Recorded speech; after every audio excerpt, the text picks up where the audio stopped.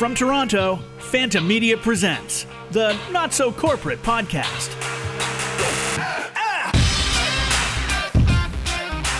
And welcome to the Not So Corporate Podcast. How you guys all doing? My name is Mark Drager. I'm your host, and I'm joined here in studio with Roland Echevarria. Hey, Roland. Hi, everybody. And there's no one else here with us. It's just the two of us this week because what happened was our special guest, Evan Carmichael, because of scheduling, had to be a pre-recorded conversation. And while I was doing that with Evan, Roland, you were flying all across this country. You had I was carrying the torch for the Pan Am Games. Most people probably won't know what the Pan Am Games are, but it's kind of like a mini Olympics. Oh, come on. Everybody knows the Pan Am Games. Most people don't know what the Pan Am Games are, but it's kind of Pan Am Games. It's kind of like a little Olympics that are happening here. Oh my God! For maybe people, in Austria, people don't know. No, I mean people in America probably don't know. America is second; they must know. Maybe are they second in medals? Yeah. Anyway, before we get into Pan Am Games, so I had a pre-recorded conversation with Evan Carmichael, and he's going to be joining us and talking about standing for something in your business. We had a really great conversation. He actually an entrepreneur kind of guru. He's someone who's helped out a lot of businesses. He does speaking things, and he has a book that's in the works, and he has a really great YouTube channel which is called Modeling the Masters. And he really does help a lot of small businesses and entrepreneurs with advice. And one thing he's really pushed me in the last few years is to make sure that we're doing something where we actually stand for something. So I brought him on. We actually did a live Google Hangout when we did the recording. So if you wanted to check that out, you could also check out the uncut version where we released where we did the stream live, and we had some interactive questions, and it was a lot of fun. But we have him coming up. But because Roland was traveling across the country, he wasn't able. Lights on. Keeping the lights on. That's wow. Right. He wasn't able to be a part of the conversation. And I think when you came back and you heard that I had a conversation without you, you sounded really upset. I was pissed. You sounded upset. You were like, what's the point of even having me on the podcast? If you're going to have conversations without me. I wanted to shoot the shit. So. Well, now we're here. Now where is naughty Lisa? Leah was cottaging. Diapers again. She was cottaging, and she's not able to make it work with the schedule. And since Evan's in the fourth seat but virtual because it was recorded last week, it's just you and me. Yay! So what's going on? Canada was great. You're talking about Pan Am again, right? No, Canada. Oh, Canada, right. So walk me through. So we did a production that had you shoot in Vancouver. No, Chilliwack. Okay, so you flew into Vancouver. So a little bit out of Vancouver. So outside of Vancouver, Edmonton, Calgary, Montreal, Toronto. That's it. And you did that in like a week and a half or something, right? A week and 1 day. A week and 1 day. So in an 8-day trip, you hit all of those cities. So walk me through real quick your itinerary, because when we were setting up originally, I think the original plan was like something like 4 or 5 days, but we stretched it out to 8. Yeah, that was crazy. That was the sales guy putting it together. Daniel. Anyways, it was great. And I flew out to Vancouver on Friday 2 weeks ago. Yeah. So on the Friday, you flew to Vancouver. You know what was the craziest stuff? I took a 9 a.m. flight. Yeah.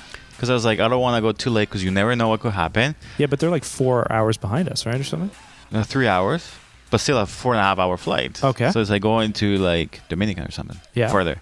But anyways, thank goodness I took that flight, because that was the day that the fueling guys in Toronto went on strike at the airport.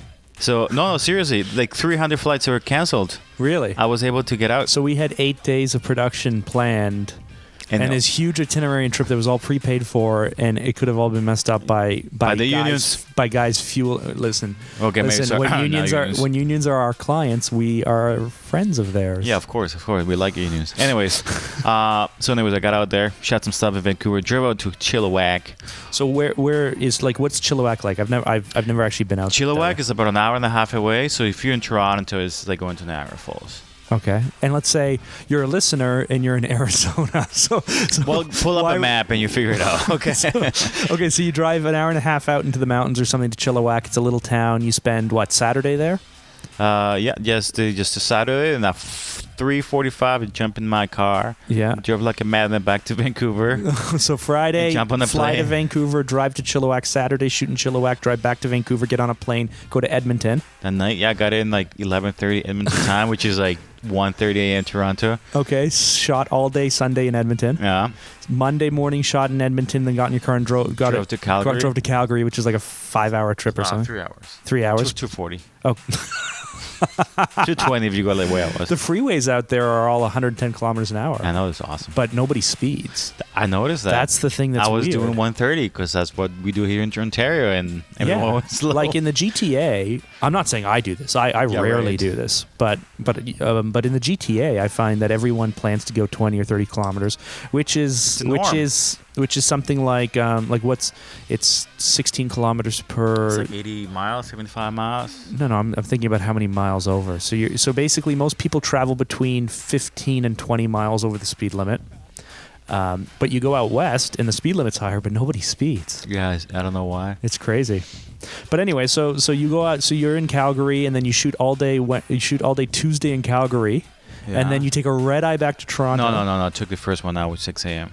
Oh, okay. I thought you took the red eye. So you took the 6 a.m. out to Toronto, and then that day you came into the office, packed up the production vehicle, drove to Montreal, which is 5 hours. No, I did that Thursday morning. Oh, did you do that Thursday morning? Okay. 6:30 a.m. I left my house, got there for a noon location scout, then a 3 p.m. interview, then cutaways. See, no one might find this as interesting as I do, but I think this is amazing that in 1 week, and maybe lots of companies do this, but to me it's amazing that in 1 week you can fly to Vancouver, so fly all the way to the West Coast, shoot in the West Coast, shoot it, a few days later, 2 places kind of in the Midwest. And kind of like Texas North, so to speak. Alberta's a great place. You can go out there, and then all of a sudden you can fly back, and you'll be shooting on now in Quebec and all over the place, and that's crazy. That's exciting. So did you eat barbecue? I did the first night. I had some barbecue in Calgary. Yeah. Stampede was going on, so a lot of drunk white folks walking around. Stampede's a lot of fun, apparently. I don't know. I wasn't actually part of Stampede. I just went down to the main street where I was shooting, and then pull over, and then just went to like some bar, have barbecue. So here's the thing: like you and I, we've traveled a lot for work, together and separately, but the one thing that's that you always get from your friends and family is like, oh, that's so cool, you get to travel for work. Like when we shot down in Punta Cana for the commercials, so everyone's like, oh, that's so cool, you're shooting in Punta Cana. You're like, yeah, but I'm working, I'm not on vacation. And then they go, but still, you're in Punta Cana, that's amazing. Or when we shoot in Vegas or wherever. So here I am, I was at home all week, and I think you're out in BC and you're out all over the place, and I'm thinking like, oh, that must be cool, you're there for Stampede, but you just work the whole time. Stampede, I don't know what that is. Other than people wobbling around the streets, all like drunk and hammer. Did you get a cowboy hat? No. Did you get boots? No budget. No budget. No budget. No budget. There was no budget in the production for that. And I asked you this the other day, but your son grew up while you were away. He's walking. Yeah, he started an emo band. He started an emo band. Yes. My daddy is never there for me. He's never there for me. So I was traveling, complaining. So years ago, when we started working together, you used to say that my kids would start an emo band, crying about the fact that I was never there. I was always on production. And here you have a son now, and now you're off on production, leaving him. And other big news. We celebrated your 5-year anniversary with us. I wanted to congratulate you on that publicly. Yeah. You've been here. You've dedicated 5 years of your life. You've been stuck here for 5 years now. Yeah. Tell me about it. Oh boy. Anyways, moving on. Let me talk to you about motorcycles for a second. Oh my god. Don't Your wife doesn't like. Don't you want a motorcycle? Yeah. Don't you want a motorcycle? Definitely. I remember when we used to do bios on our website, your bio ended with, your dream is to jump on your hog and listen to Born to Run, listen to the boss as you drive off into the sunset. So why don't we get some motorcycles? No, man, I have no money. Are we going to talk collective bargaining right now? Collective bargaining? I don't know what that means. What does that mean? Well, so we can buy motorcycles. Oh, I think we need a production motorcycle for sure, though, right? You have to get inspired. Well, not only get inspired, but I'm sure that we would need it for camera rigging and stuff, 100%, 100%. I agree. I concur. I'd like to get a motard. Do you know what a motard is? No. Supermoto bike? No. Supermoto, basically a dirt bike no, man, with I like 17-inch street tires on it. I like those chop bikes. Choppers? Yeah. Like the ones with like one of those crazy really long fork, gold chrome, tiny wheel. Yo, they're sexy. Dude, you're so South American. What? You're like all into the bling. LA, yo. You're in the bling and you're into the chrome and you're into all that stuff. Yeah, man, have you been to LA? I have been to LA, to the airport, to LAX. That's not the same. I had my brother-in-law and I had a layover on our way to Reno, and we just got some beers. We didn't ask about the price. We were just like, yeah, let's get some beers. We got a few hours to kill. Well, like $12. $16 for a bottle of beer. We had they were Coronas, so they weren't even good. And yeah, it was like we sat there for a few hours. Why people like Corona so much? It's terrible beer. I mean, it became popular, right? Like anything, it becomes popular, and it's still popular. Because when I used to go, like when I was younger, go drinking. Yeah, you would do like tequila shots and Coronas. And then where were you, in Mexico when you were doing that? No, I don't know. Here. Tequila it was a tequila and drink Coronas with lime, and then as I grew up, I was like, Corona's a terrible beer. Okay, well, since it's just the two of us, it seems like. What about you, Naughty Lisa? Yep, she got nothing. Moving on. She's changing diapers. She's on volunteer. She comes in as a volunteer, so 100%. You cannot fault her for going to Hawaii, for going on cottaging for 2 or 3 weeks. That's because her husband, right? He has an MBA. MBA. It's the MBA. That's why they can afford all that. Yeah, but anyway, she's Lifestyle, not here to defend herself. The rich and the famous. But let's just jump right into the next segment because we had a Hey, longer. Say hi to Evan. Yeah. Hey, Evan, how are you? Okay. Likewise. Anyway, so the next segment, I had a longer conversation with Evan. It was fantastic. You can find the whole conversation on YouTube as well if you wanted to, but stay tuned. We have a longer conversation, and then actually we're going to release the question and answers because there was a lot of valuable information that came from the YouTube audience who asked questions on the live broadcast. So I'm going to release that actually as a second segment. Feel free to check it out. But let's wrap this up and let's get on to the conversation with Evan.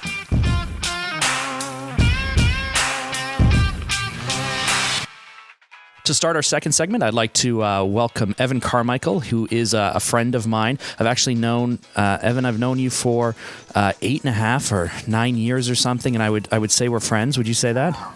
Wow. Are we friends, or are we business associates, or would you say we've? I would go with friend. I think I introduced you as my pal. Wasn't that what you said? So for everyone who's listening on the podcast right now, Evan and I are also at the same time doing a live Google Hangout. So if you go to YouTube, you can certainly take a look at the live uncut conversation. But for the people listening on the podcast, you're listening to just the best bits because we try to cut out all the mediocre stuff, right? But I brought Evan on today because I really, knowing you for the number of years I have, I started my firm. I started Phanta Media, the video production firm, 8.5 years ago, and I joined your Mastermind group when I was maybe 5 or 6 months into it. And to just quickly explain what Mastermind is, maybe you can explain what is Mastermind, what is this group I joined, how is it that I met you so many years ago, and just explain to the audience who's never maybe heard of peer mentorship or anything like that. What is that all about? Yeah, the Mastermind group concept is that as entrepreneurs, it's often a lonely game. You don't have people around you who you can ask questions to and people to push you. Your friends and family may be supportive and say, "Oh, Mark, that's great," or "Oh, I'm sorry you're going through that," but they don't know how to actually help you. And a lot of entrepreneurs are in that boat. So the idea is we bring those entrepreneurs together, and once a month we sit down, we talk about our challenges. We want to hear the wins. That's great, but more about, hey, what problems do you have right now in your business? How can we help? And the group that we have has been meeting for, almost 10 years, maybe? I don't know. It's been a while. You almost didn't get in. That was fun. I almost didn't get in because I was what? Because I was only 5 months into my business, or because I talked too much? Small. Like, the group is looking for people who are beyond the startup stage, trying to grow their business. And Mark, when he first tried to join, wasn't startup phase. And I don't know. There was something about, we met at coffee, I guess, and talked about it. There was something about Mark that I felt was special. And we introduced him to the group, and obviously been a great contributing member since. I remember at the time you had frosted tips. That's something I recall. Maybe. Yeah, maybe. Just a little less hair. It's a little shorter. lot can happen in 8 years, I guess. Very cool. Yeah. And so, when you're starting a business or in your startup phase, or even if you're in whatever I don't know what you'd call after startup phase, but when you're in the point in your business where you're lonely and you're doing it alone, or you have a partner, as you mentioned, your family has no idea what you're doing. They either believe in you or don't believe in you, or they're overly positive or they're overly negative, or there's something, but they're not there with you on the roller coaster ride.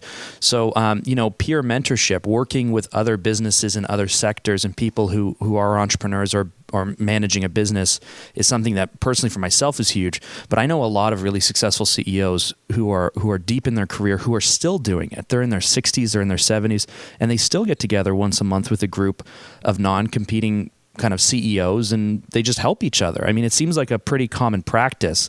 Am I remembering correctly that you modeled it after Henry Ford, or is that just something I've made up in my memory? Kind of. So that's some decent memory there, Mark. That's good. Yes. So in the book Think and Grow Rich, it's Napoleon Hill. He talks about how Henry Ford and Thomas Edison and Firestone and a bunch of these guys all had this own mastermind group for them, where they would go away, usually at some retreat, and just share ideas and support each other and push each other to do more. They're all like head of their industries, but wanting to do better. And if you look at their careers, once they started their group, that's when all of them really started to take off. I read that and said, oh, that's cool. And then just kind of shelved it and didn't do anything with it for a while. And then I interviewed a guy named Brian Scudamore, who runs a company out of BC. It's a junk removal company. And they grew from 0 to 8 million in a couple of years. And 1-800-GOT-JUNK, right? 1-800-GOT-JUNK, yeah. I don't know if it's in the U.S. I don't know if your audience would know that company. Yeah, they're all in the U.S. Okay, so so I asked him, well, how did you go so quickly? And he said he started mastermind groups in BC, where he's from, British Columbia. And I said, well, that's really interesting. And I'd known the concept from Think and Grow Rich. And I basically just picked his brain for how he ran his groups and brought that model to Toronto, my city. And we've made some tweaks and changes over the years, not drastic ones, but just modified it a little bit. But it's been used for decades and decades and decades. And I'm proud to be a part of the group, and it's great having you in there too. We're meeting tonight. We've got our meeting tonight. We do. We are meeting tonight. Now, I guess I could just put that out there, because I always want to try and figure out a way to help. I mean, we're lucky. We're in Toronto. We're in an urban center. We met each other years ago. It seems like it might only be here, but chances are, if you no matter what community you're in, no matter where you're geographically located, there's probably other business owners who are probably also as part of a group, and so you can either join a group or you can start a group, because chances are there are people who want peer mentorship or will value it as much as I have, working with the mastermind group. Yeah, and there's a lot of different formats that you can run. So in our group, we meet in person, and everybody's in a different industry, all, beyond the startup stage, and that we're looking at. We have employees, we're trying to grow, but we're all in different businesses, and we meet locally.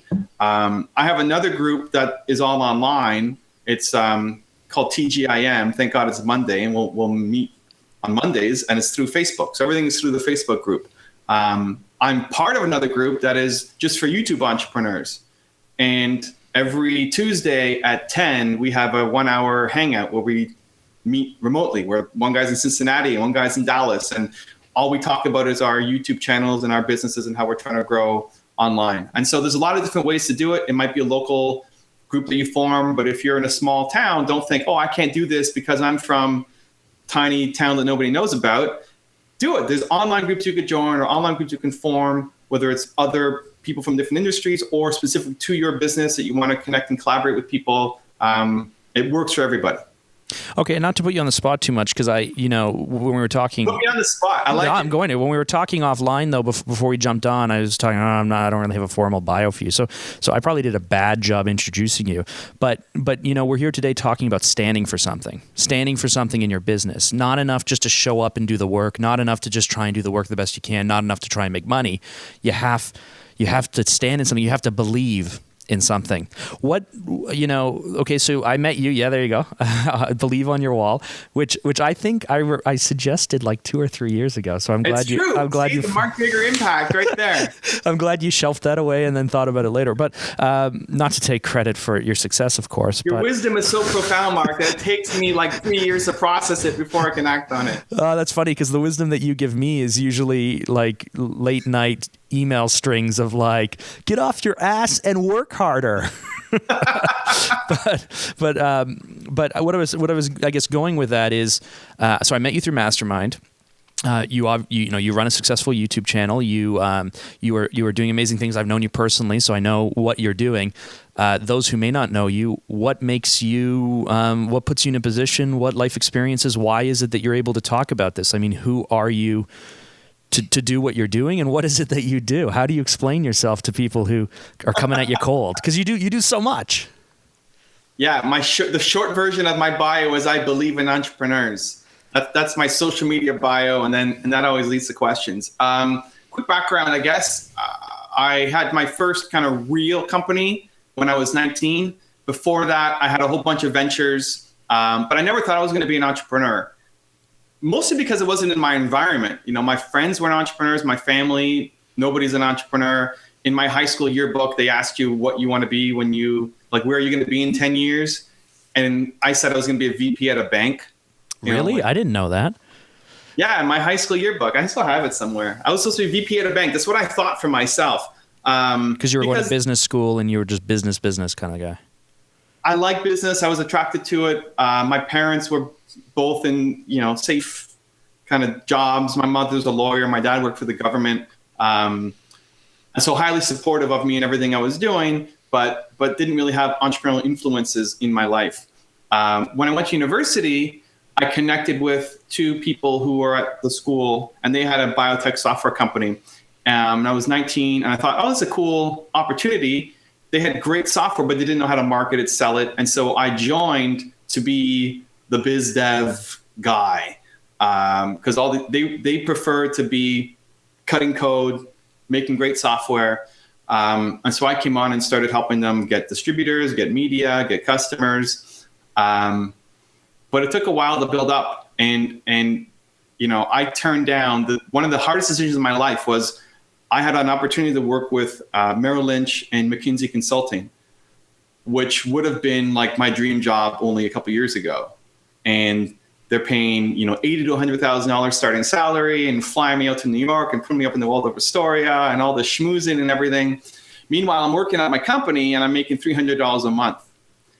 And I turned down the jobs to keep working at my business, mostly because I didn't want to live in regret. I didn't want to regret that decision and look back when I'm 70 in my life and say, I wish I gave it just like a little bit more. And my friends thought I was nuts. Like, why are you doing this? This like, we all want this job. How do you not want to go work for Merrill Lynch? And I wish I could say, totally new, man. That's easy decision. But I was totally scared and didn't know what I was doing. But I'm glad that I did that. Anyway, turned my company around, eventually sold it, became a venture capitalist, was raising $500,000 to $15 million for companies, and then started my website just off of my name to provide strategies and advice for entrepreneurs. Because I almost failed. Like, I told my business partner I quit. When you're making $300 a month, there's a lot of tension. We would celebrate a new customer, like a big win, with a trip to McDonald's to buy French fries. Because we didn't have enough money to do anything, like not a meal, just the fries. But realistically, you had a sounds like, if your mother was a lawyer and your dad worked for the government, you had a very good middle class upbringing. You went to university, you went to a recognizable school, you were being offered a job, so you obviously did well in school. You had everything. So I mean, was it really that tough? Was it really that bad? I mean, it seems like you could have gone to your parents for help, right? Yeah, I could have. And I'm very fortunate, but I didn't. And something about me, I don't know, I didn't want to use my parents' connections for whatever reason. Like, I had this thing in me that I wanted to do it myself. And one of the things that helped me find my first mentor was, and helped kind of turn tides for me was, I figured, okay, I don't know what I'm doing. I'm 19. Everything that I had tried before, if I applied myself, I could get results, right? If I practiced at sports, I would get better. If I practiced at school and studied and did my work, I would get better. And here I was pouring everything I had into my company, every idea I came up with, and we were still sucking hard. Just so hard. Sucking so hard. Quote from Evan Carmichael. It was the biggest ego bruising, made me feel totally worthless, like I had nothing to add to the world, soul crushing experience. Yeah, but you were 19 though. I mean, like I understand you, but you were 19. You were 19. That's so young. I mean, you're in business, but you didn't forgive yourself at all for that? Okay, but you started your business when you were what, 22? Like this business? I was 23 or 24, I think.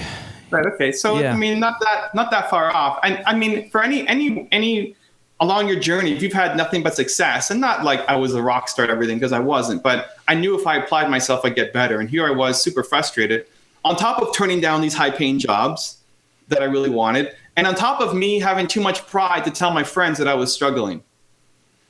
So, I could only afford one thing per month to go out with my friends, like to celebrate a birthday or a dinner, because I didn't have the money. Like I couldn't afford the $20 for pizza and a beer. So how did you, and I don't want to get too bogged down in that time specifically in terms of your life story, but how did you turn that around then? You just, things clicked? You turned it around to the point where you built the company and sold the company.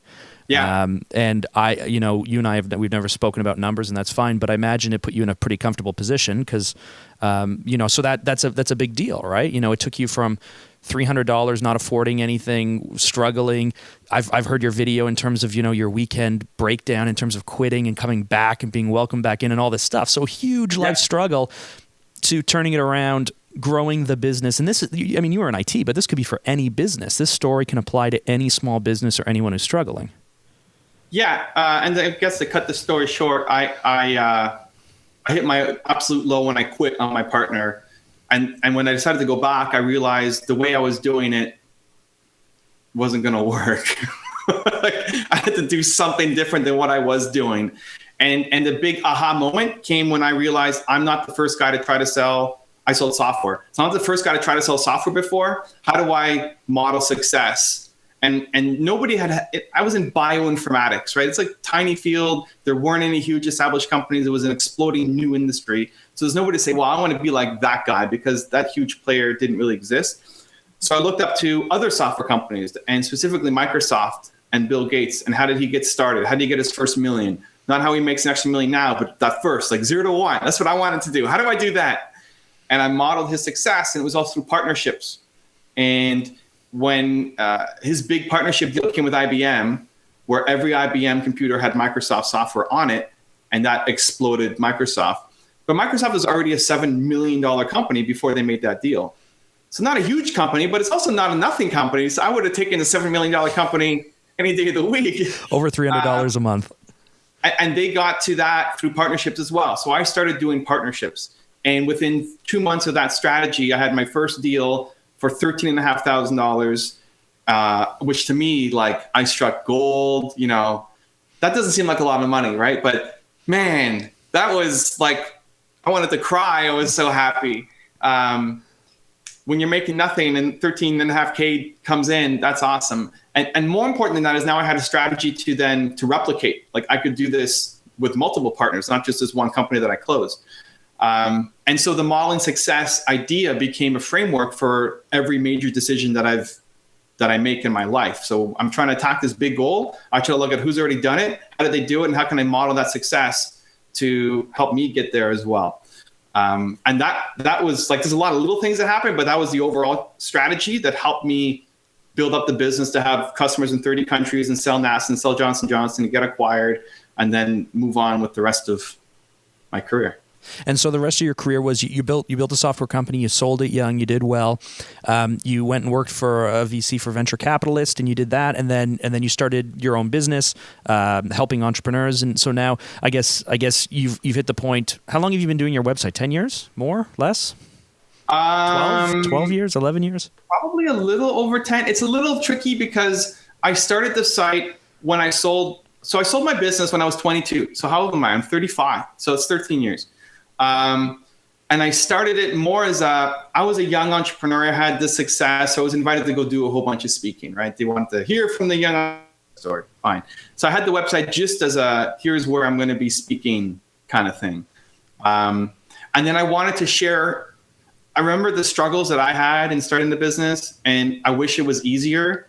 And I wanted to share the successes that I learned from, and started putting up these famous entrepreneur stories on my website so other people could learn from that success too, and hopefully not have to go down the crazy road that I had to go down. And that eventually became my passion, my life, what I built everything off of, and built a new business around. And so I know you field a lot of questions. You have a lot of channels. In knowing you, I've watched your business change into what you're doing now. But let me just, I guess, rest assured, or let me just speak to the audience in saying, Evan knows what he's talking about. So credibility aside, I've spoken on the podcast as well. But I have a business coach, and I always think of Evan on. I'll let you decide who's the angel and who's the devil. But I have one person on one shoulder. I have Evan pushing me one way. I have my business coach pushing me another way. And in most cases, both influences are true and both are correct. But I kind of have to pick my own way. But I think in the last number of years, you've really you've probably pushed me more than anyone else, and that's both a fun thing to look back upon and a terrible thing to go through. So I say this knowing that you have this fantastic community of people who interact with you, and I really value the fact that I'm able to have a friendship with you, and I'm able to email you or to call you up. Well, I can't call you up because you don't have a phone, but I'm able to reach out to you and talk to you one-on-one, and you're able to push me. So I wanted to bring you on though, because you've developed you've developed the idea of the one word. I've seen your business change so much. I know how many people you've helped, how many brands you've helped, how many organizations you've worked with, from startup to as long as you're entrepreneur focused, right up to the huge companies.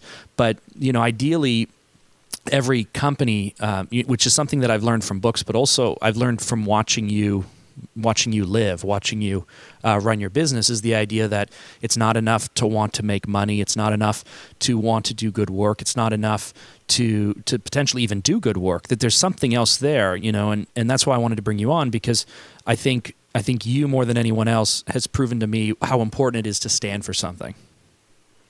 Yeah, I think at the core of every person, we all want to stand for something. We all have something inside us that makes us come alive, and I believe you can get that down to one word. And the core idea is, if you think about all the things that make you happy, all the things that make you come alive in your life, outside of business, think about your best friend and why you like them, and the books you read and why you gravitate towards that. Think about this podcast and why you're listening to it. There's something that ties everything together.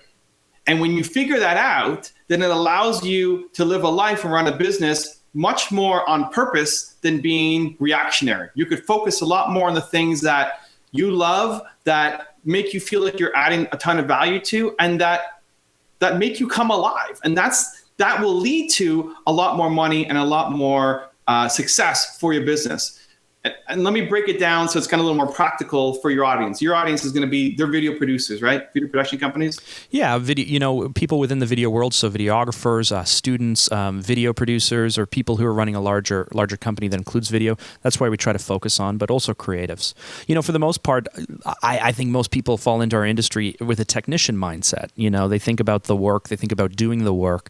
But the whole purpose of what we're doing here and speaking to people like you is there's a whole business side of this business, and you gotta be able to focus on both sides. Yeah, and I have a soft spot for artists and technicians. You are really good at what you do and you're adding a lot of value, but a lot of people aren't great at the business side of things. And that was the business that I joined at the start, right? That business could have gone away if we weren't together to create something amazing. So break that down. When people first start in business, they usually talk about the features. Here's what we can do for you, right? Here are all the editing things we can do and the video stuff that we can do. And I don't know the technical terms, so I won't even try to guess at them. But you like list off all the things that you can do, and that's great. And that's how almost everybody starts off. Somewhere along the lines, most people figure out that you need to sell the benefits and not the features, right? You figure that out. You read a book, you watch some videos, and you understand you're not selling a video. You're selling, somebody's happiness, or you're selling somebody's recognition. What's the benefit that you're offering? And most businesses will get stuck in between those 2 points. The real benefit is the next level up. It's so high up, it's off the screen for the people watching, like on the live video. And that's core selling. And that's when you can tap into the core beliefs of what people are all about. And they're much more likely to want to buy from you because of who you are as a business and who you are as a person. So as an example, you look at The Honest Company, which is a company that's profiled in the book that we're talking about. Their business is all around honesty. Like, what do you stand for in the world? It's honesty. And so everything that we do in our business has to be around honesty. The people we hire have to be honest. The products we create have to be honest. They have to be made honestly. The team that we bring on board, the suppliers we buy from, the investors we take money from have to be honest. They have to be on board with that mission. And they've gone from nothing to hundreds of millions of dollars in sales in a couple of years. Now, they've had a lot of help, a lot of recognition, but they're doing something different.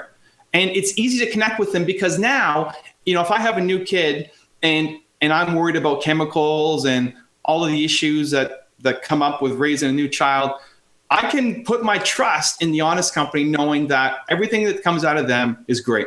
Everything that comes out of them is made with integrity. There's no chemicals I have to worry about, and so on. And so I'm going to be loyal to their brand way beyond just comparing diaper to diaper or cream to cream and so on. And so where most people will fall into the trap is there's nothing really that separates you from everybody else. Like, what really separates you from everybody else in your industry? If you're selling video, there's 100 guys who sell video in your market, right? And worse is people who produce way less quality than you, right? Like, oh, my niece can do that. That's who you're being compared to, right? Everybody knows somebody who's in video. And so it's up to you to explain how and why you're different. Because if you can't, then people are just going to compare on price. And that's the danger of the technicians. You keep getting knocked down and knocked down and knocked down on your price because you didn't do a good enough job explaining who you are, what you stand for, and how you're different. So in Simon Sinek, did you say Sinek? I thought it was Sinek, but it could be Sinek. Perfect. So in Simon Sinek. Simon. It's Simon's book, Start With Why. There you go. Oh, you got it. Nice. In Simon's book, Start With Why, he talks about a whole bunch of different things in line with what you're talking about. But the one that struck at me the most, that was probably is the least talked about. You can talk about Apple, you can talk about Microsoft, you can talk about all kinds of brands. But he brought up an example of Volkswagen. The people's car, the most successful vehicle sold in the 60s. They were everywhere and they were a huge brand. But Volkswagen, known as the people car, somewhere in, I think, 2005, 2008, they decided that they're going to create the $200,000 luxury car. And it tanks. It tanks because they're known for maybe you're going to spend more money on a Volkswagen than a domestic car, but, well-built, German car for the people. Who's buying a $200,000 luxury car from the people, from the people's car people? It's outside of their flavor. It's outside of what they do. It's, that should be the Audi, that should be the other brand owned by the same parent company, but not the Volkswagen. That doesn't make any sense. And so when you're talking about, you being a creative, you being a video production company, you being a marketing agency, no matter what size you are, the very clear benefit to standing for something is that it provides you a lens to look at clients, to look at projects, for them to look at you. Does that make sense or doesn't it? A lot of time I was speaking with a company in BC yesterday, and they were saying, well, we're going to be the sub $6,000 company. And I said, well, why? And they said, well, we're just starting out. We don't have a lot of experience. We we just don't think that anyone will trust us with more, and we're not sure, and this and that. I said, well, why not 15 grand? Why not 20 grand? Why not 30 grand? I mean, things cost what they cost. So yes, you need to build credibility. Yes, you need to trust, but don't think in terms of dollars and cents. I am the sub $6,000 company.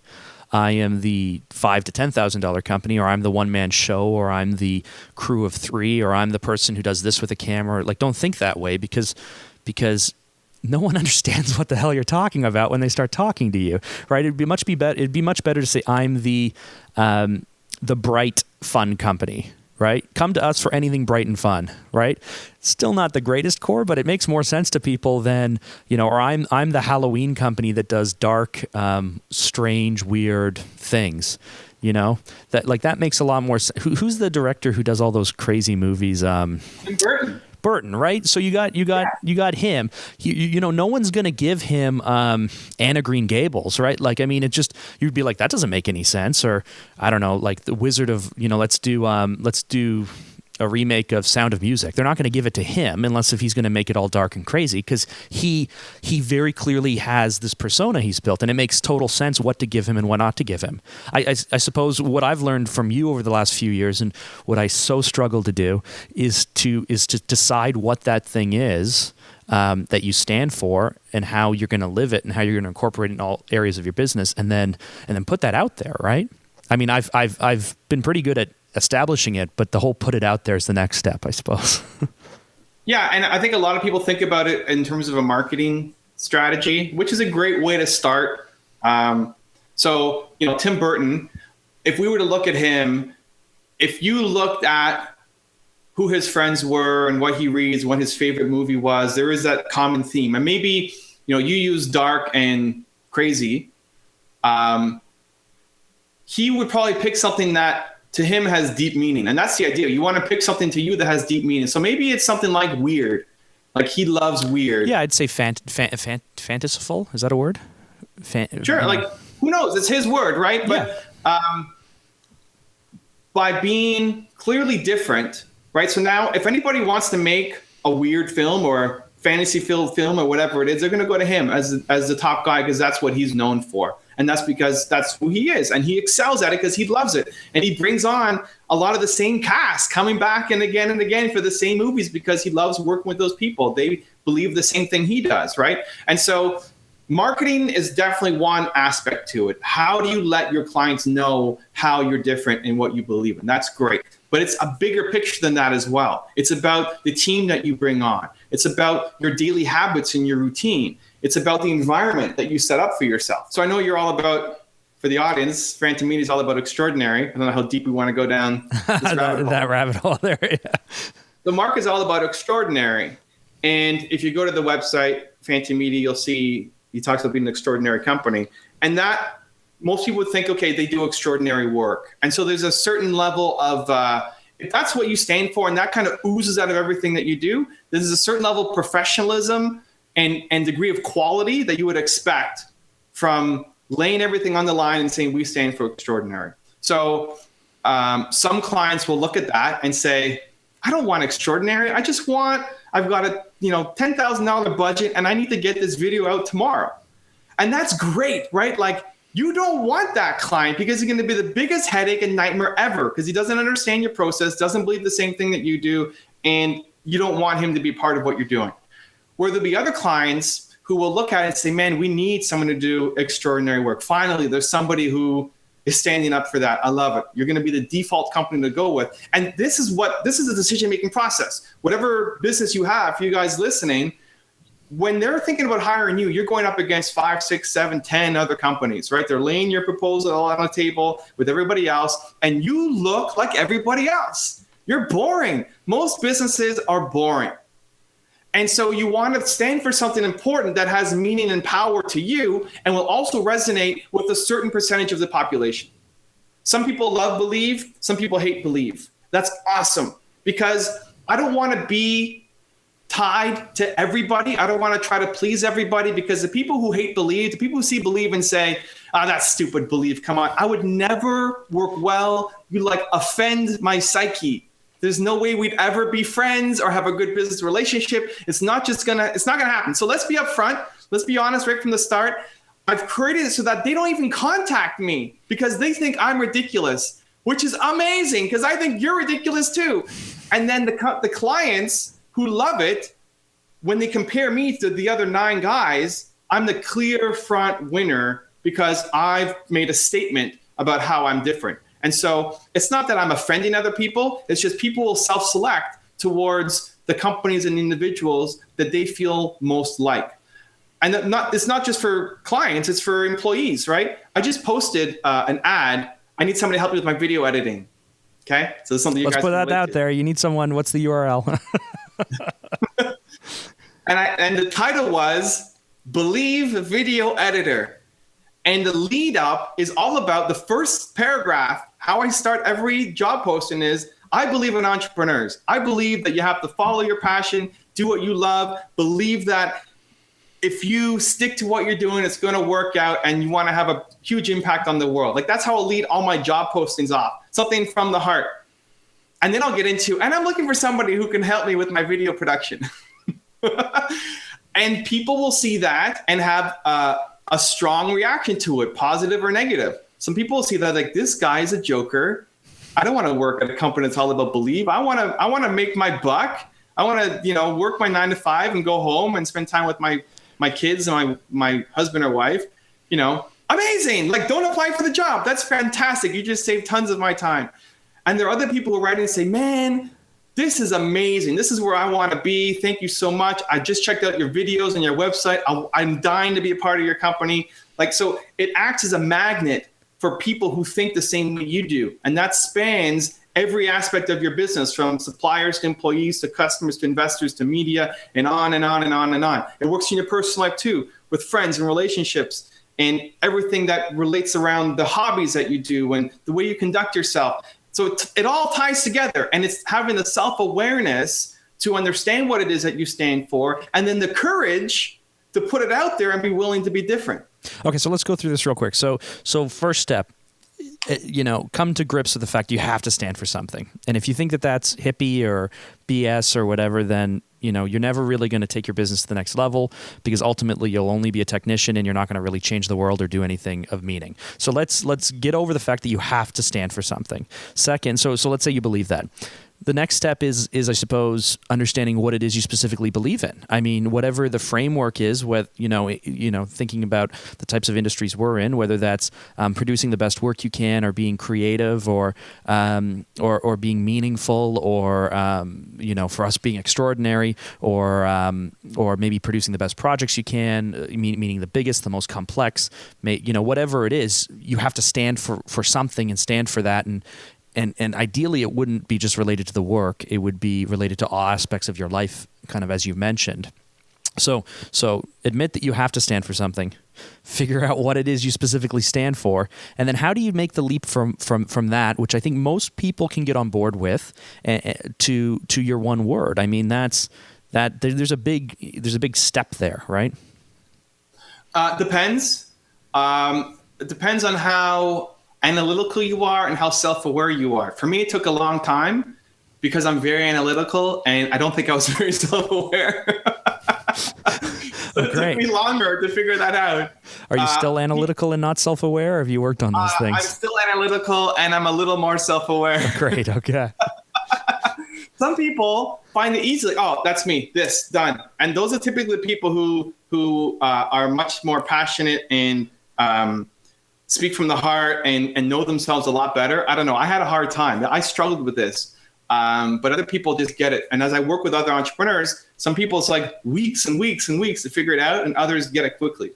The process that helps, one is, again, thinking about all the things that you like to do, the things that make you excited, the things that make you come alive, and just make a list. Like, my favorite movie is Seabiscuit. I don't know if you've seen Seabiscuit. Yeah, it's a cheesy movie. No, it's a good movie.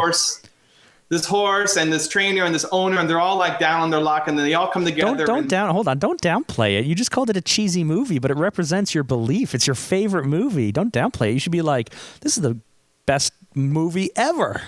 I like it. I still think it's cheesy, but I like it. I'm okay with calling it cheesy.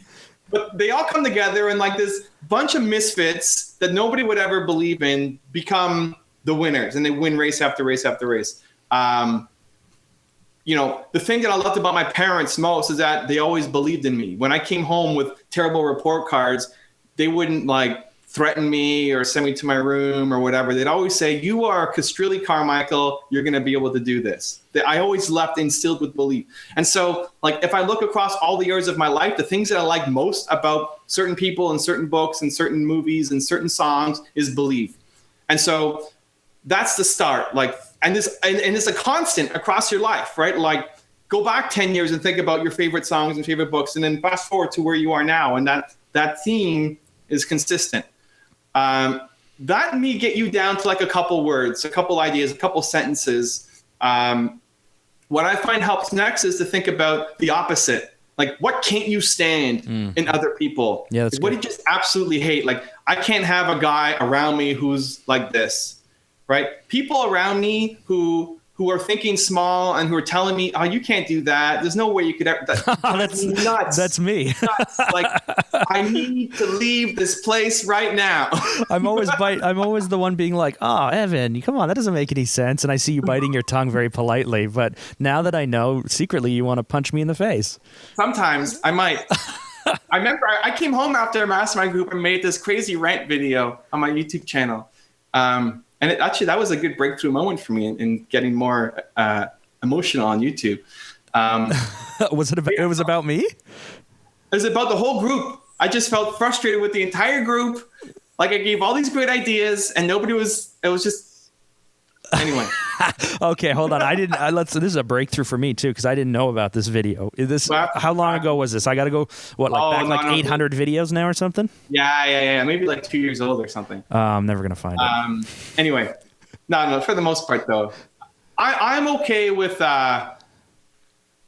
Everybody has limiting beliefs. Everybody gets uncomfortable when you stretch them and push them. It's natural. It's normal. Very few people are willing to just try anything. And just risk it all, right? Like, there's probably something wrong with you medically if you're, that deep into it. But it's natural for people to push back and for people to say no and people to say it's not going to work.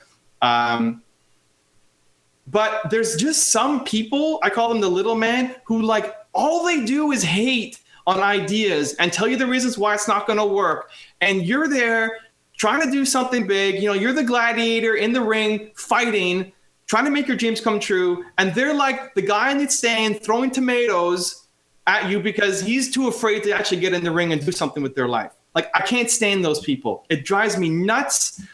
I have to walk away. And so, like, that's the opposite of believe. That's whatever that is. It's the opposite. And so some people find that helpful. You take like the number of words that you come up with, and then find the opposite, and that can help you narrow it down. I've found that helpful too, because for us, as you mentioned, we're all about the extraordinary, and so the opposite of that is mediocrity, and that just the thought of doing something mediocre, the thought of having a mediocre experience with our clients, or just doing something that's kind of like it either hate us or love us, but the idea of indifference. Oh man, that would drive me crazy. That does drive me crazy. The thought that we could do something that people just don't really care about, like love it or hate it, please. But being in the middle is not good enough for us. And that's a great example because believe and extraordinary they're close enough. Like, they're not the same word, but they're kind of sister words. But there's some obvious differences. If you look at our videos, you make videos, I make videos. We talked about meaningful, doing things that are meaningful. I make ridiculously meaningful videos, but they would not pass the snuff at Phanta Media in terms of quality, right? And I'm getting better. It's getting better, right? Like, my skills are getting better. We have a cameraman. I've got editors. It's getting better with your help, Mark. I'm quality. Yeah, but you said to me 2 years ago, it's funny because I was pushing you and I was like, come on. You said, my word's not extraordinary. I don't need to be extraordinary. I just need people to believe in what I'm doing. I need to believe in others. I need to add a sense of belief. I'm not the guy who's trying to be extraordinary. And that was a moment for me because I was like, oh, like the values that I hold, not everyone holds, but it's not to say that we don't challenge each other and we're not friends. I kind of try to push you every once in a while to up your game and within your comfort zone. You know, like when we first started talking about stuff, you anyone who's in my profession will find this funny. I mean, so you bought all of your cameras at Costco because they had a great return policy. You refused to do anything that was not on auto everything. I finally pushed you into getting like a prosumer camera that would at least have some manual functions, but you still shot everything on auto everything, auto white balance, auto focus. Yeah. But to your point, you by far have more engagement. You make a greater impact on YouTube than anyone that I'm aware of. But your videos are technically nothing crazy, nothing amazing, but that's because that's not the point. That's not your thing. And so that's the other thing as I'm living in this world is coming to grips with yes, what you say should help you do what you do better. It should push away the others, but you need to forgive people if they have a different set of beliefs. You can't hold everyone to your standard because it's only there to attract it's only there to work with the people that make sense. You know, if we're looking for a vendor, that vendor needs to be extension of what we do as a firm, then they better have a similar belief because part of for us being extraordinary means that if we need to get work done at 7 or 8 p.m. on a Friday night and it has to get done, it has to get done. If my vendor is like it's 5 p.m. I'm going home, that's not gonna work for me, right? And so it's like it's kind of respecting that others have their own things as well. You can look at, Evan, you could look at the work we do, and I think often I really don't like showing you our work because for us within the context of what we're producing, it is extraordinary. We do everything that we can within the context of what we're doing. But when it comes to being belief filled, in a lot of corporate senses, that falls really flat. And so, I really don't like showing you the work we do because I can just see and I can see the dialogue. I can imagine the conversation. You're going, Mark, that was pretty good, but it didn't believe enough, right? But that's your thing, right? I think that, sometimes technically your videos aren't extraordinary. I'm sure you think that our work doesn't raise the bar from a believing point of view, from a what it stands for point of view like it could, and we're working on that because you're the angel or the devil on my shoulder, but maybe I can ask you because so you've been doing this, you've been rolling out the one word, it's been really really successful. Walk me through some of the types of one words that people are identifying with. Yeah, so for everybody, it's a deeply personal experience. And I'm writing a book on it right now. I have to have it done by mid-October. And Mark's in the book, so I'm in the book right now. I haven't been cut. You mean? Just right now. You said some pretty good things, so we'll keep you there for now. Well, thank you. I've also through you. I've been on national television because we came down to CBC for a recording, but I got cut. So I also know that. I'm in the book right now. For now. Until your publisher's like, what who's this guy? What's going Mark on there? Guy? Yeah. Oh, yeah. No, so some examples, I'm talking about in the book, there's awesome. So there's a guy who is in New York. He's a graphic designer, and he wants everything to be awesome. And it came out of a low point in his life where he felt like things were not going right, and he just raised the stakes. Like he said, now I'm going to commit more to myself and my business, and I will no longer accept these things in my life. And he's built a full-time business. It's $50,000 a year and growing. And he's built everything around awesome. So he wants to create awesome projects, work with awesome clients, hire awesome people. You're in there. There's a company, Toronto Dance Salsa, that you're kind of familiar with. Their word is family. So they'll teach. This is funny. So this is a salsa dancing company, maybe the largest in North America, teaching people how to salsa dance. And they don't care so much about the salsa dancing part. What they care about is family. Yeah, you think it would be, but if you were a marketer, you would think it would be like energy or exercise or passion or beats. Like you think it would be something dance related, but family has nothing to do with dance, right? From a marketing point of view. Exactly it. Stop thinking like a marketer and be authentic. Because I can come out and say, we're about energy. Yeah, come for energy. Woo, Zumba, all this crazy energy, right? And you come to a class, we're not living that. It's not that there's low energy, but it's not, you wouldn't come out and say, energy. Yeah, that was amazing, right? That's not the feeling. That's not the vibe we're going for. So that's where a lot of people fall down, where they create campaigns. It's a marketing campaign that maybe brings people in, but then the user experience sucks. And so you lose people. They're not going to stick. They won't come back for another class. Now, if we were energy and we gave energy, then that's different. We're attracting people who love energy. We're going to give them energy. They're going to come back and love us. Yeah, I think of a bunch of gyms who concentrate more on attractive people than welcoming people in. So when you have a word like family, to me right away, I think of like a safe place, and I think of connections, and I think of giving people grace, like forgiving them if there's a mistake, if they step on your toes or something like that. Like it's a welcome place for all. You will be welcomed into our community. Like there's so many more things that come to mind for me, provided, family is something that's positive to you. I guess if you hate family, then you're not going to fit in in that company's salsa place, right? Yeah, and this is the family you choose. There's a family you're born with, and there's a family that you choose. And I guess the idea where a lot of people find us and they like it is because they're feeling more and more disconnected from their community and from the people around them. They live in condos and never talk to the people next door to them. And they come, and it's a welcoming environment. You get to meet people. People sign up for salsa class not to learn salsa. It's not like, I want to be a salsa professional, so I'm going to take this class.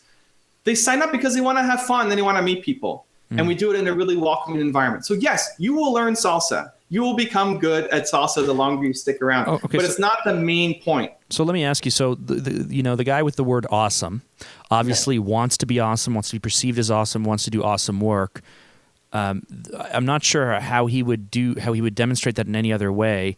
But then family, I could see, with the salsa, you could do family events that are non-salsa related. You could do community things. You could do so much more, around, again, you could do so many more activities, so many more inclusive things to bring people in under that word, that banner, versus awesome. Am I thinking to, and I'm doing this a bit only because you've been beating me up for 2 years about this, but am I, it's not my word. So that's why it feels so foreign to me. So here's the thing, okay? With any word that you pick, there is a cultural bias towards that word of what it means. There's a standard meaning. If I say family, there's a standard meaning, and you can go off on, here's what I think it means. If I say extraordinary, I just said, it sounds like it's professional. It sounds like it's high standards, right?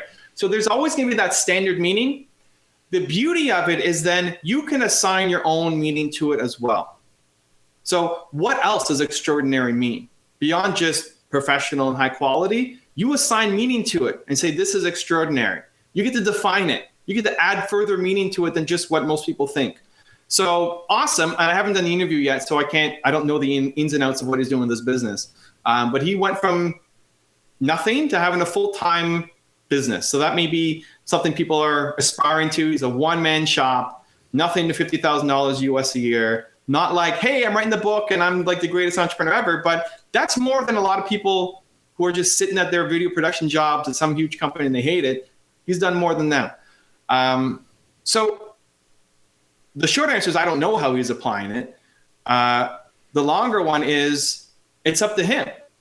So it's up to you. Like extraordinary, how are you going to apply? What does that mean to you beyond really good quality? Maybe meaningfulness is part of extraordinary. Oh, you cheater. We talked about this on Friday. So right. you made it sound like you just came up with that. We just talked about this a week ago.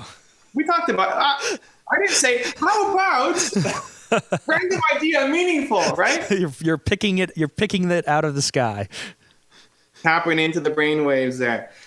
So meaningful is important to you, but other people may not say that meaningful equals extraordinary.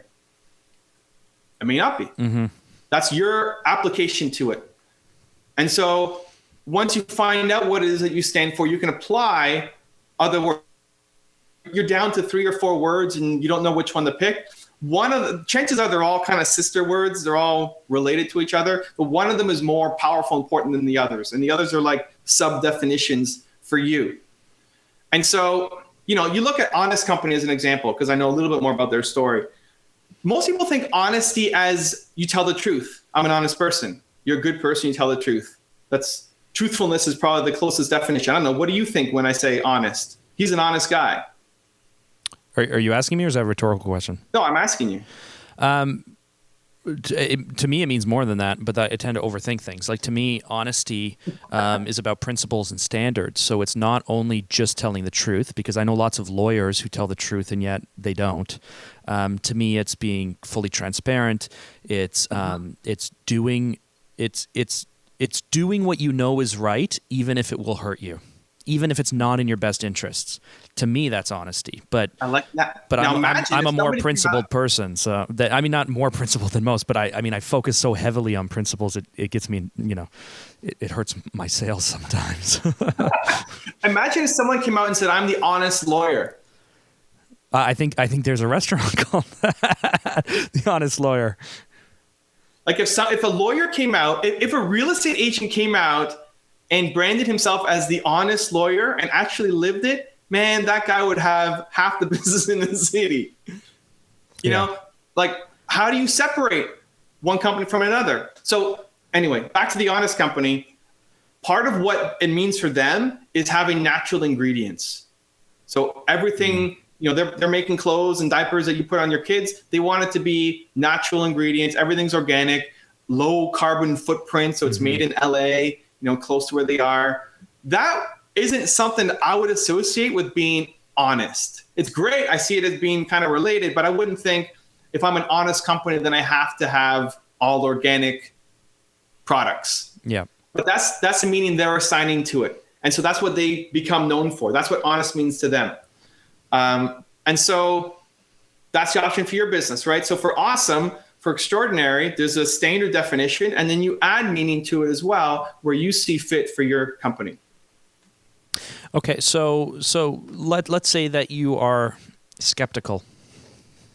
I honestly think that you can't grow.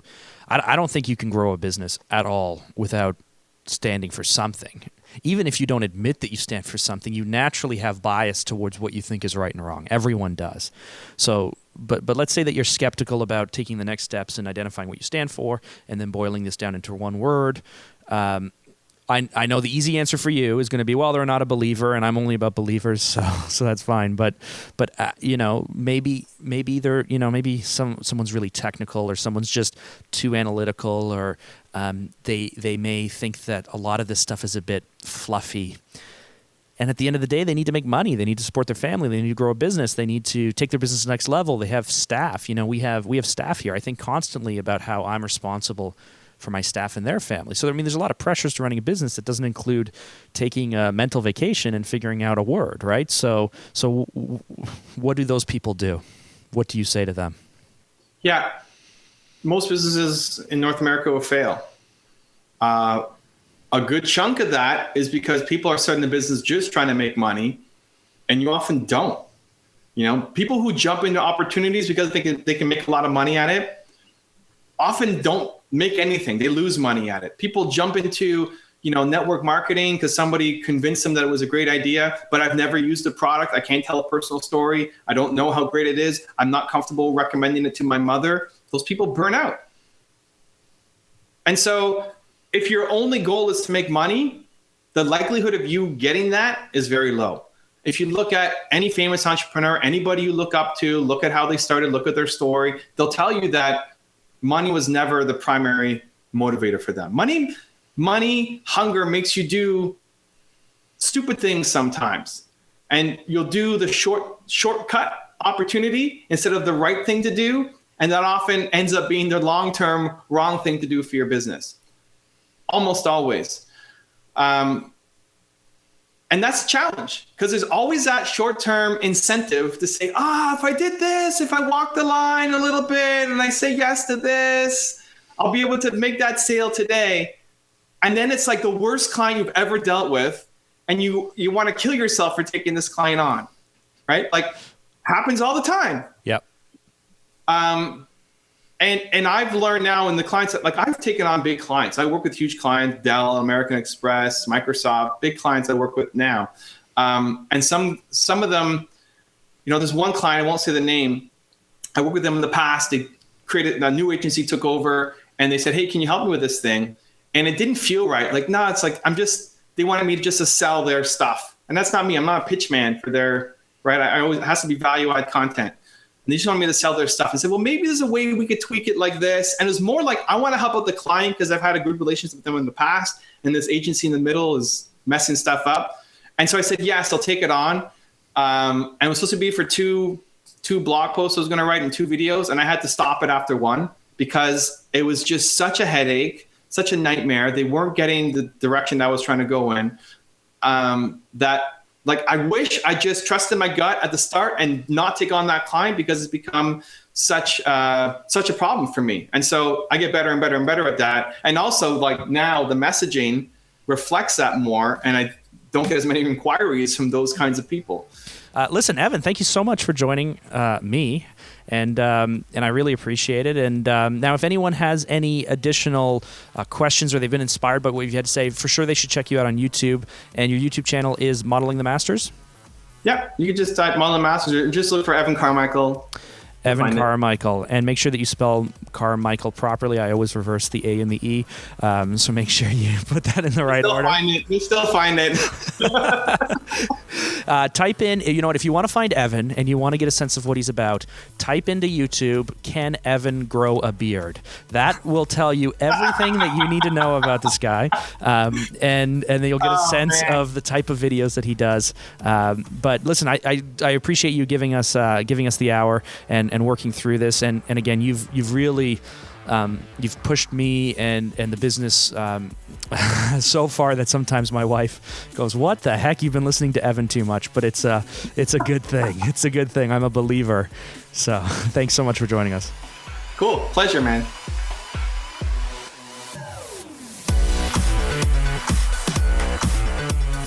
First off, I wanted to thank everybody who has taken the time to write into us. We really do appreciate the questions. We appreciate the comments. We appreciate any support that you guys give us. This is something that we're doing because, 1, we want to help people out, but 2, we love the medium. We love the opportunity to have conversations with people. If you have any questions, if you have any comments, if you have any suggestions, we're not above criticism. We'd really like to be able to shape this into something that the audience enjoys. So if you have any kind of feedback in any way, please drop us an email, feedback@notsocorporatepodcast.com. You can check us out on Twitter @Phanta Media, or you can just, try to come by our office. I don't know. Give us a call, give us a ring, whatever it is. But the point of this real quick little message is that we really do hope that everybody's enjoying it. We really do love it when people drop us an email, good or bad or indifferent, or ask us a question, because it certainly helps us shape the conversation around things that people actually care about. So please feel free to take part, to be part of the conversation, and we love to hear from you. And if you want to stop by the office, bring some beers. Or coffee. Sure. Okay, listener feedback. Leah's not here to walk through the question, so I will give it a read. The question comes from @PremierBro on Twitter, someone that we interact with quite a bit and is doing some cool stuff. And the question he had for us was, when we were speaking about client management and sales, his question is, as a smaller corporate video company, how do you evolve past the idea of I say jump and then the client says jump and you say how high relationship, and getting to a point of partnership? So really, how do you get over the client saying do this, do this, do this, do this, do this, and you saying yes sir, yes sir, yes ma'am, yes sir, yes ma'am, and actually getting to the point where you can interact with them on a partner level? I think part of that is proving yourself at first.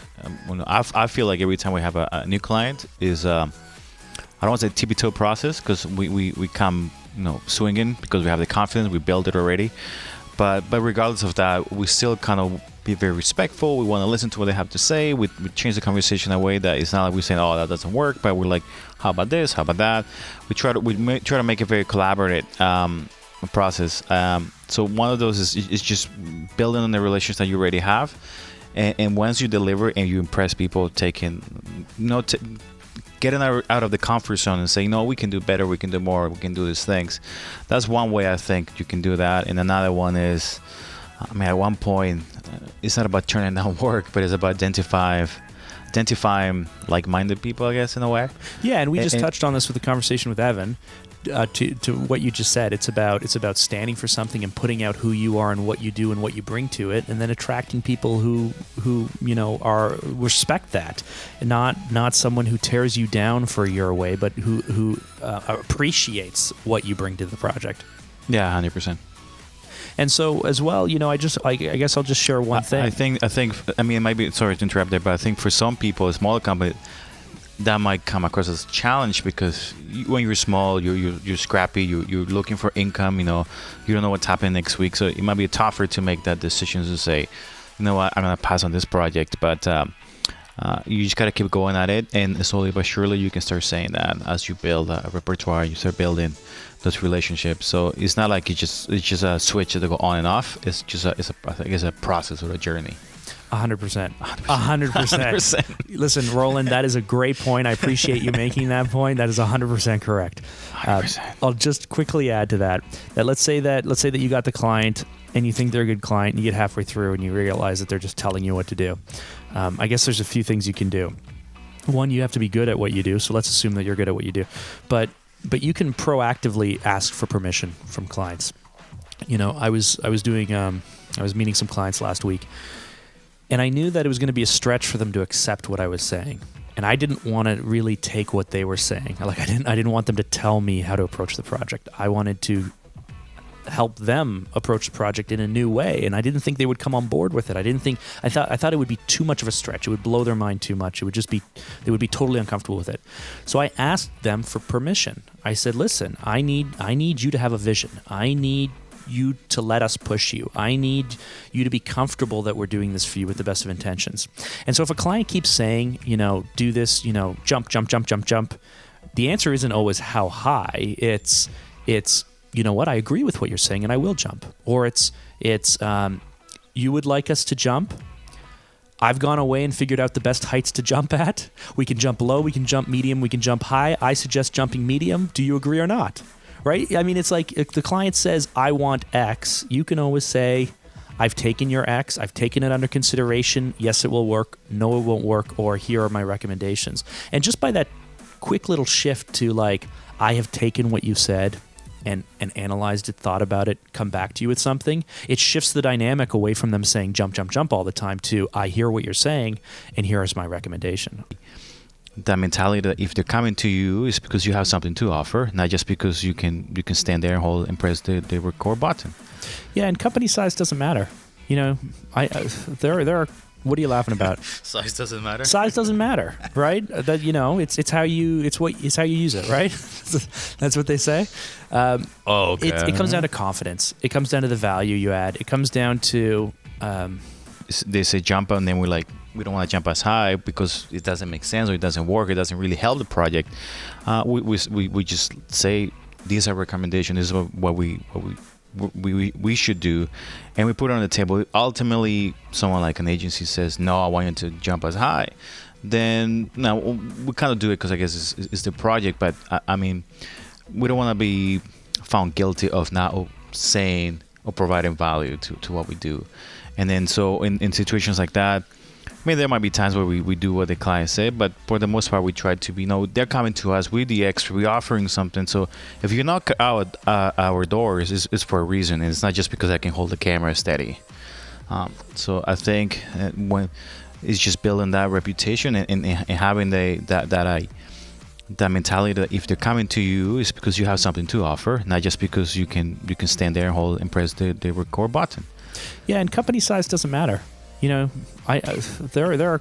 What are you laughing about? Size doesn't matter. Size doesn't matter, right? That it's how you use it, right? That's what they say. Okay. It comes down to confidence. It comes down to the value you add. It comes down to, we can be in front of extremely experienced people, and it's just understanding that you've been hired to add value. And depending on how direct you are, you can even say to the client, listen, you hired us for a reason. And we got brought on to achieve a certain thing that you're paying us to do that. And by not taking our advice, by not listening to us, by not giving us the chance to add input, by telling us what to do at every single steps, you're basically hamstringing us, and we're not able to do what we need to do.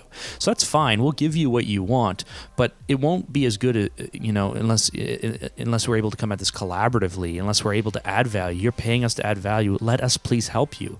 And some people will take that well, other people won't take it well. It's kind of a one-off decision, but ultimately the best way to take the power away from the client is to ensure that they understand that you're listening, and then always come back with value. Always come back with value. If you agree with what they're saying, agree with it and then move on. If you don't agree with it, then explain why it doesn't make sense based on your experience. Yeah, it's not just about saying no. It's about saying, I hear what you're saying, but if you make a left here, it's actually you get there faster, which is going to be a better journey or whatever it is. It's not about saying, no, don't go down there. So thanks so much, Premier Bro, at Premier Bro on Twitter. He's doing some really cool stuff, actually, and we've had a chance to interact for, I guess, almost a year now. So it's amazing to me how you can meet someone on Twitter and actually get a sense of who they are and what they're doing. And I've never spoken to the guy. We've DM'd a few times, but like I genuinely like the guy, or a woman. I assume it's a guy. I don't even know, actually. The human being. Premier Bro. Do you think that's a woman? Well, it should be. I mean, that should be, but like, he gives you the idea or the assumption that he's a guy. Yeah. Like the bro. At Premier Bro. Tweet, DM me and let me know if you're a dude or a woman. We live in a society where things are changing. Yeah, listen, we're free to let everyone be. I mean, I strongly believe you're free to be whoever you choose to be. Businesses shape our businesses, and as well, be sure to check out the additional content that we'll release, which included the question and answer period with Evan with the users. So I'd like to personally thank Evan again for being on. Please check him out online. He can be found at Modeling the Masters. That's the name of the YouTube channel, or just Google his name. He is literally everywhere. Roland, thanks so much for sitting in this week. Thanks. And Leah. Oh, diaper time still. Leah, we'll see you next time. Thanks so much, guys. Have a great week. You'll be found at Modeling the Masters. That's the name of the YouTube channel, or just Google his name. He is literally everywhere. Roland, thanks so much for sitting in this week. Thanks. And Leah. Oh, diaper time still. Leah, we'll see you next time. Thanks so much, guys. Have a great week. Bye.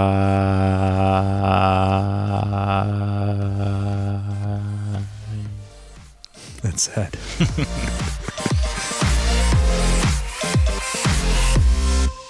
The studio's falling apart. Seriously? Thanks, Chinese equipment. Look. Where's the mic? I feel like it's falling apart. Is this it? Is this the sign? This is what's gonna happen to the podcast in a few weeks?